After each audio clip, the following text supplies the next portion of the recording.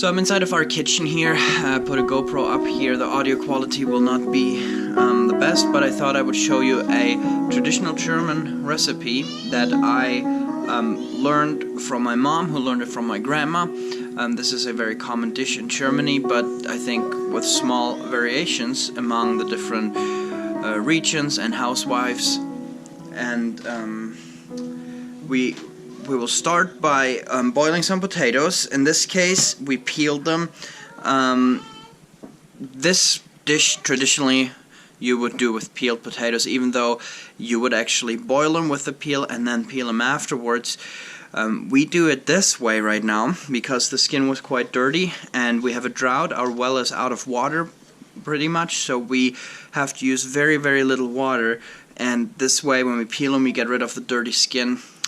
We just use way less water. But put the potatoes here.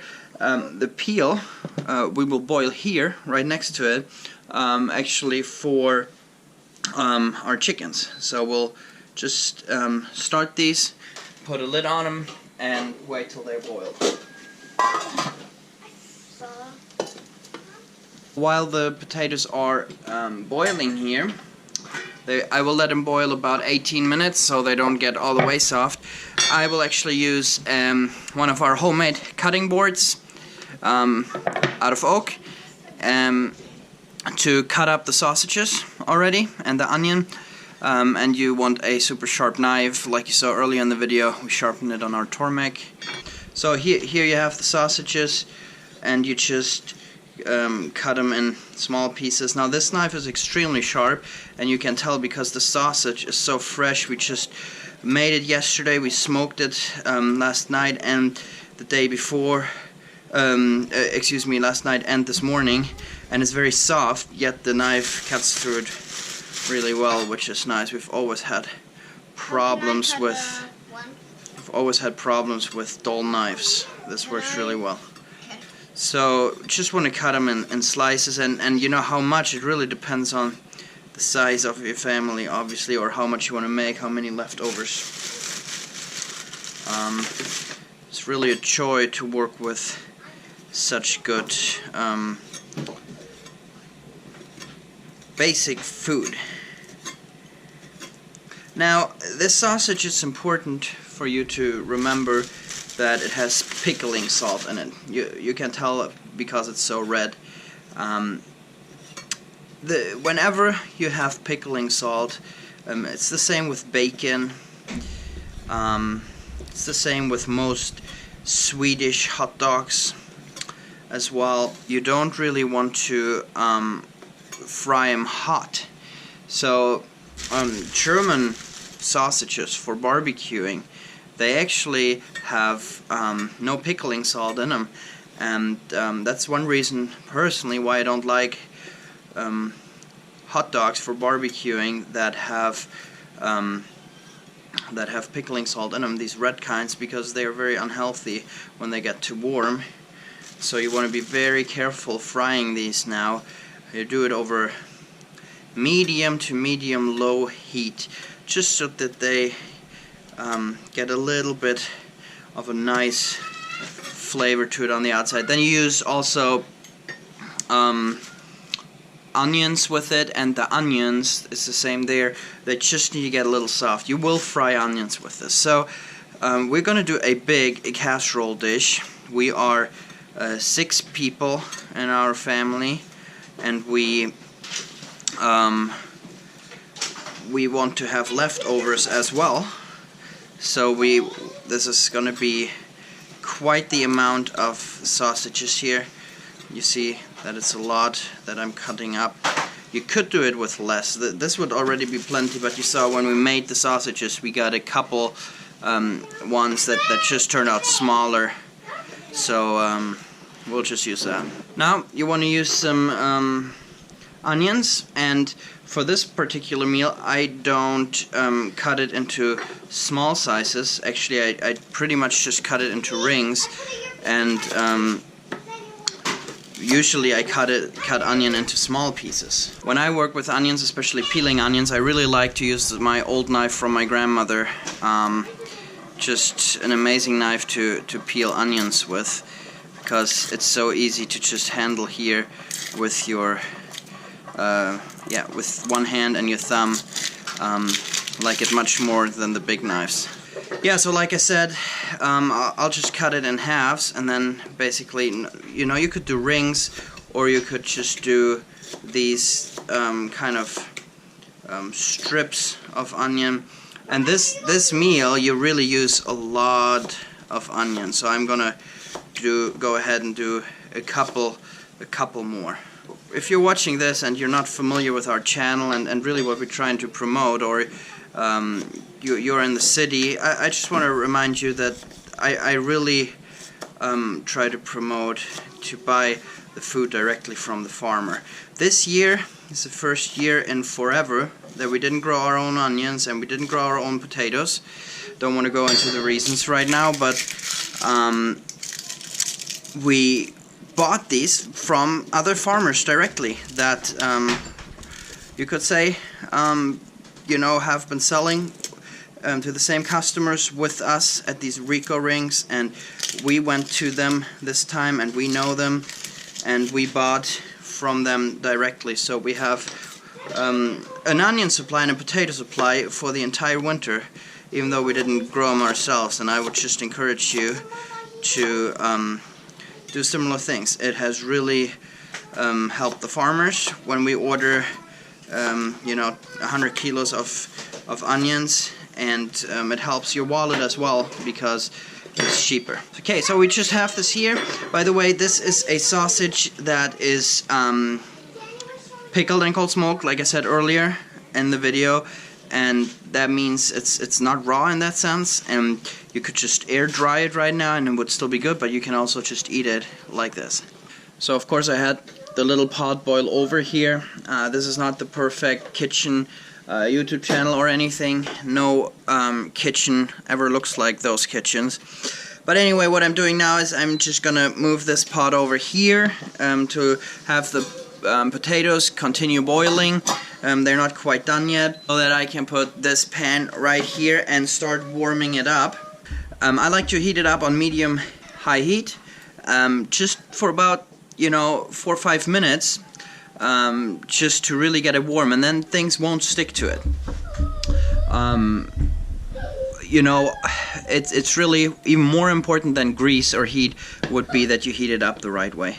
Here we have some lard that we made from our pigs, the same pigs that we used for making the sausage, and I'll just put a little bit of lard in here. The sausage will release quite a bit of grease, but just for the beginning, so it won't stick to it, I like to put some grease in here. Could have done a little less, put a little too much in here right now, but obviously, you know, you could do this with coconut oil or even butter. But with butter, when you warm it up too much, you have to remember that the protein will burn and it'll taste burnt. So we'll just let this warm up, finish the potatoes boiling, and then we'll fry up the stuff. Okay, so it's time for the potatoes to be drained. Just turn off the pan and drain them. And now you just need to have these cool down, because you need to cut these into slices, and you don't want to burn your fingers, so I'll just put them outside actually. So this pan is really nice and warm now on medium heat, not too warm. You see nothing is smoking yet. And we'll just put all of this stuff into this pan. And even though this is a very big pan, this is right away getting too little for a big family like us. But unfortunately, video does not transfer smell, because if you could smell this right now, you would definitely try to get your hands on some sausage like this. Unfortunately, we cannot tell you the recipe because it's a secret that we were entrusted with and we promised to not pass on. But I'm sure if you ask Mr. Google, you'll find out some stuff. So I've just mixed it now a little bit. I'm not gonna stir it a ton, but just gonna leave it in here. You know, I could turn up the pan a little bit right now and then turn it down once this is heated up, because like I said, you don't want to fry this very hot. So I had to turn the pan up a little bit because there was so much in it. What you can see here, I would have actually probably added another onion in here, but I didn't have it right now in the house. Doesn't matter, it's an okay amount, but if you like a lot of onion, I would have added it. So this is about as much as I want to do. You see, it's very lightly fried. It's not like dark and in any way, and that's not how you want it either. So this casserole dish is too small. I'll have to use a little one with it. I just found out my wife had made brownies for all of us in the big casserole dish, which is a nice surprise. But I'll just use most of this in here, and then I will have a little casserole dish as well. So you just put this in here, make sure the onions and the sausages are mixed the right way, and then you'll actually will just layer the potatoes on top of this.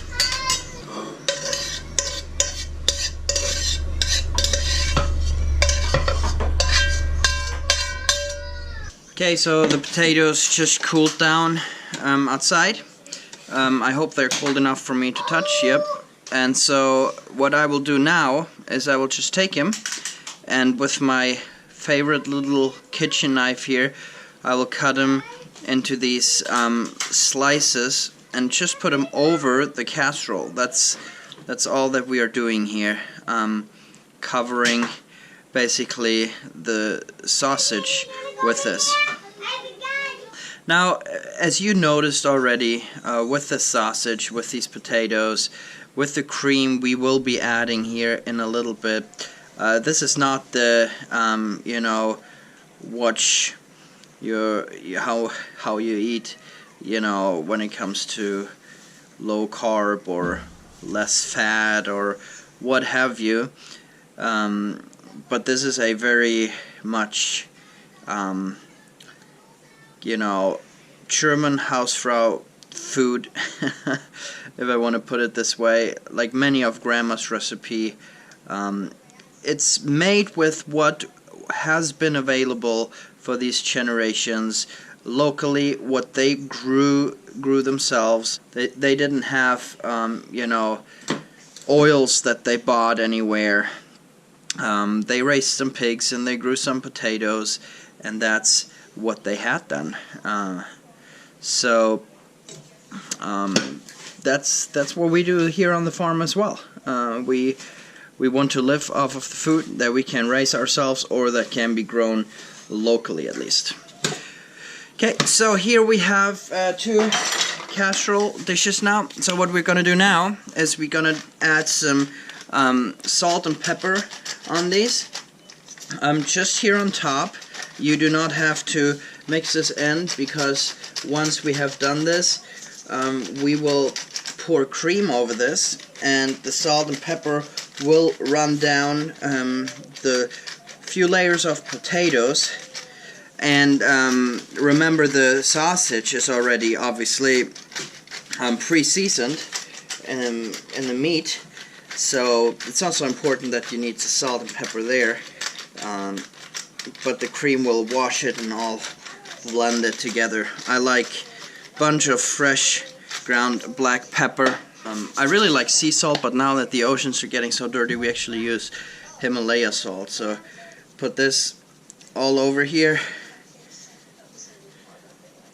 Salt is actually good for you when you don't buy the store-bought salt with all the things added to it. We eat less salt today than we used to, where people used to preserve food with salt.